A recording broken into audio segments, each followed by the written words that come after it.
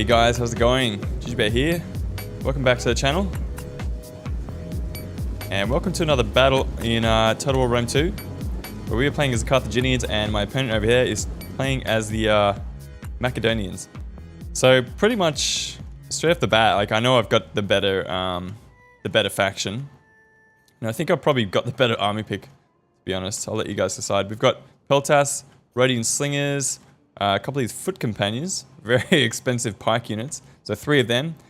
Shield bearers out in the flanks, so very expensive spear infantry over there. 1 hoplite over here, 4 citizen cav, 2 in each flank, and he's got a companion cav general.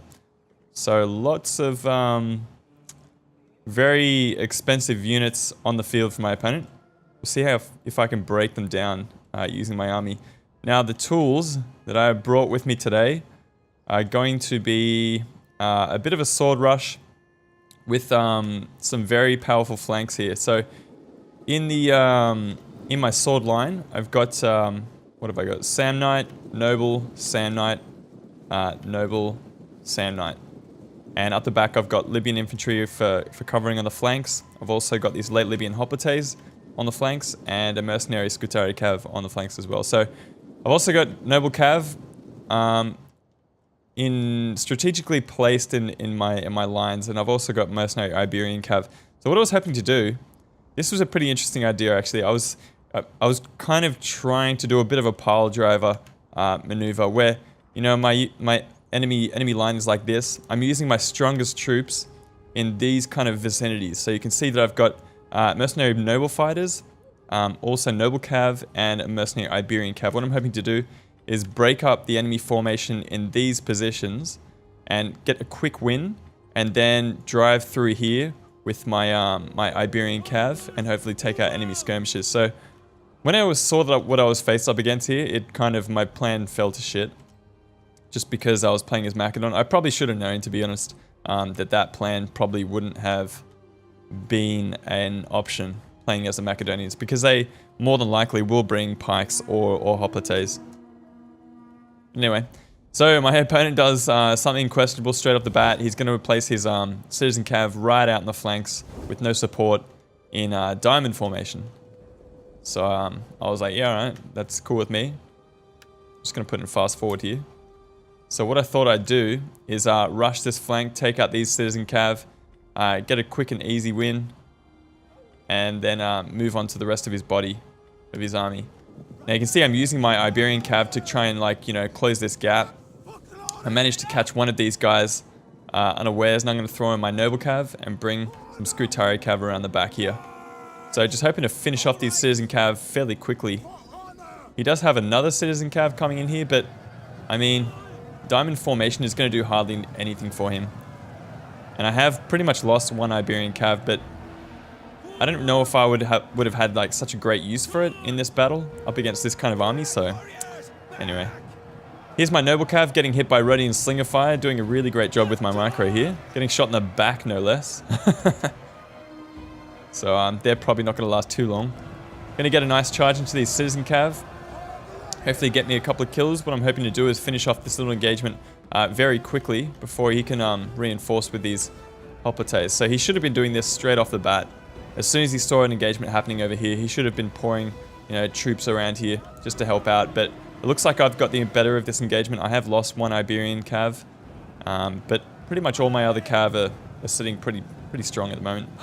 So he's going to pull out his cav, which is probably a good idea, and I'm going to pull out my cav because I don't want to get tangled up in his hoplites there. These companion cav probably could have been quite useful in this battle. So diamond, charge bonus and melee attack, but it kills your acceleration and it kills your melee defense. So I don't know how useful that would be really. So what I'm going to do is bring my swords up here. Libyan infantry up against hoplites. It should do well, being a sword unit. I get a nice volley of javelins up here, all across the center. I think I'm just going to move up and park my units in range to throw their javelins. So my opponent's not doing a very good job of taking me out here. He's kind of engaging me piecemeal, and he's letting me do this kind of thing. So my Iberian cav are going to be useful in getting through this little gap here and getting into his Rhodian slingers, getting a couple of kills before he can do anything about it. His companion cav being in diamond formation is not going to be useful. My Sand Knights take a pretty hefty charge from the companion cav, but it's only going to hurt them really being in diamond formation because it limits the surface area that they can apply to me with their charge. So if he was in like a normal formation, he would have hit my whole formation, but because he was in diamond formation, he only hit this small area of my units. Anyway, I managed to finish off a Radiant Sling, a very good job from this Iberian cav. Let's probably have them pay for themselves already. Gonna get my late Libyan Hoplites into his Citizen cav, that's the end of them. And I've got my Sand Knight Warriors coming into his Shield Bearers here. So this is probably an engagement that's not gonna last too long. Over here, he is still engaged with his companion cav, which is not a good thing at all. I just have to make sure that I don't engage his pikes head on. And it looks like he's gonna try and push the engagement here. So I got my Noble Fighters gonna get into the flank of this Foot Companion. Definitely like the right unit to try and finish off units like this. Let's see the Foot Companion is a pretty hefty unit. 49 melee attack, 28 weapon damage. Melee defense is awesome. The arm is hectic. Health and morale is awesome as well, but they're very expensive. I think they're one of the most expensive pike units in the game. So he's got nothing to defend his slingers with as well. So I can do this kind of thing with my Iberian cav all day. I've got another one up the back here. He's probably going to get into them as well. So just finishing off Radiant Slingers because they're the main threat to me. The main offensive threat, really. He's going to pile in his companion cav and his citizen cav here. So this is probably an engagement that is that could go his way really if I don't help them out. My Libyan infantry are very useful in this kind of fight up against these hoplites. They're going to win that momentarily. My noble cav are probably going to have to come into this engagement at some point and help out. But yeah, you can see these Iberian cav are just doing a number on these Radiant Slingers. Can't hold out. My Scutari cav are going to finish off these citizen cav. I don't think they're much. 41. Yeah, better attack. Better weapon damage. Bonus versus large is better on my Scutari cav. Charge bonus is better on my Scutari cav. Yeah, citizen cav are okay. Sometimes it's like the only option that most factions have for a cavalry unit. But that said, they're still not very good. I get a nice charge into the rear of this Foot Companion, but I think I accidentally pulled in the wrong direction that I came in. So I get a lot of my men killed there needlessly, so not looking too good for me in that respect. These Foot Companions have come out of pike wall, and they're just going to engage my Noble Fighters. And it looks like he's going to try and push the engagement with these Noble Fighters as well, but I'm just going to keep pulling back. Dealing with pikes, you don't ever want to engage if you don't have to. Well, you don't want to engage them head on, if you know what I mean.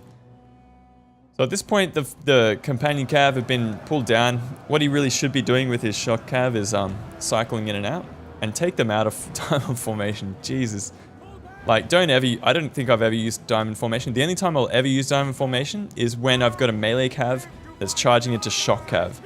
So being the melee cav, you know, you want like a nice streamline kind of formation that punches through the enemy shock cav, and then you can get into melee engagements a little bit easier. You won't take as many losses getting in there as well. So I'm just going to pile on in all my units into this companion cav, get a cheeky finish on them.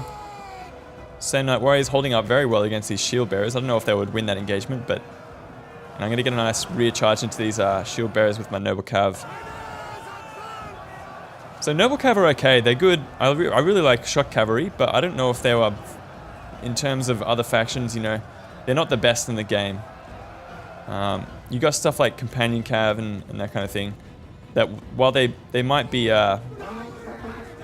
less cost effective, they're still not as good as Companion Cav, that kind of thing. So what do we got? Libyan Infantry, Sand Knight Warriors, and late Libyan Hoplites just sandwiching the Shield Bearer. They're going to last a long time, and it looks like it's just engagements at this point where I'll be cleaning up. So let's go fast forward for a second. I think next battle that I get into with Carthage, I'm probably going to try out this pile driver formation, especially when you come up against factions who can pick very nice skirmishes, very expensive skirmishes. Because getting these Iberian Cav into the rear of an enemy formation can be quite useful. And I feel like the light light cavalry tends to be like units that I don't really ever really bring. I really like these units, and you can get a lot of kills with them, but you have to use them on the right units.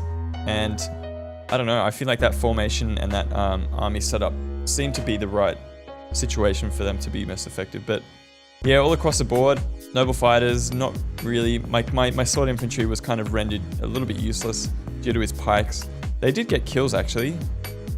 A couple of them got a nice amount of kills. These shield bearers did pretty well. But of course, you're pretty much going to have a good engagement with these shield bearers wherever you go. I mean, you just put them into hoplite wall, and even if they get attacked in the rear, they can last a very long time. 168 kills on that guy, double XP chevron, very nice. Libyan infantry, they must have been killing something quite expensive because they got double XP chevrons there as well. And the Iberian cav more than paying for themselves by going after his skirmishes there. So thanks Paxikazalila for the game. This is Jujubear signing out. We'll see you guys next time. Peace.